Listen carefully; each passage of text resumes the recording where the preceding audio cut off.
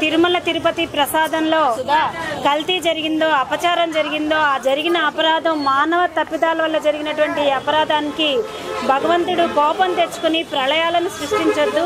మరి ఎవరు తప్పు చేసినా కూడా మానవ మాత్రులం కాబట్టి వాళ్ళందరి తరపున కూడా మేము ప్రాయశ్చిత్తం మిమ్మల్ని వేడుకుంటున్నాము. ప్రాయశ్చిత్త దీక్ష చేస్తున్నానని గత 4 రోజులుగా జనసేన పార్టీ అధ్యక్షులు వారు దీక్ష చేయడం జరుగుతుంది. అందులో భాగంగా మేమందరం కూడా రాష్ట్ర వ్యాప్తంగా ఆయన దీక్షకు మద్దతు పలకడం జరుగుతుంది.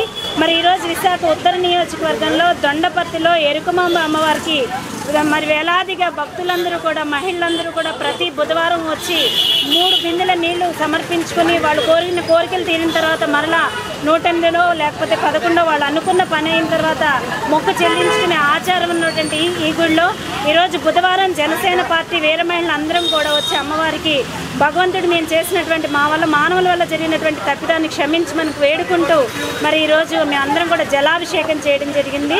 మరి రాష్ట్ర వ్యాప్తంగానే కాకుండా దేశవ్యాప్తంగా, ప్రపంచవ్యాప్తంగా ప్రతి ఒక్కళ్ళు కూడా జరిగిన అపరాధాన్ని మన్నించమని అనేక రకాలుగా భగవంతుడిని వేడుకుంటున్నటువంటి పరిస్థితి. ఈ నేపథ్యంలో ఏదైతే పవన్ కళ్యాణ్ గారు సనాతన సాంప్రదాయాలను కాపాడండి, హైందవ ధర్మాన్ని కాపాడండి అని పవన్ కళ్యాణ్ గారు చెప్తుంటే ప్రకాష్ రాజ్ లాంటి సినీ నటుడు దాన్ని డీవియేట్ చేస్తూ ఏదైతే ఎప్పుడు కూడా పవన్ కళ్యాణ్ గారి ఆశయాలు, సిద్ధాంతాల్లో ఒకటి అన్ని మతాలను కూడా గౌరవించాలని జనసేన పార్టీ సిద్ధాంతాల్లో ఉన్నటువంటి అంశం.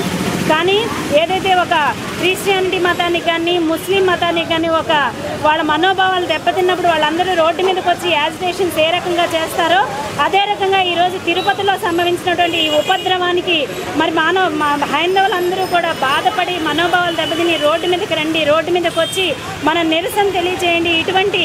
ఎవరైతే ఇటువంటి అకృత్యాలకు పాల్పడ్డారో వాళ్ళందరినీ కూడా శిక్షించాలి. భగవంతుడు తప్పనిసరిగా వాళ్ళని ఎలాగూ శిక్షిస్తాడు.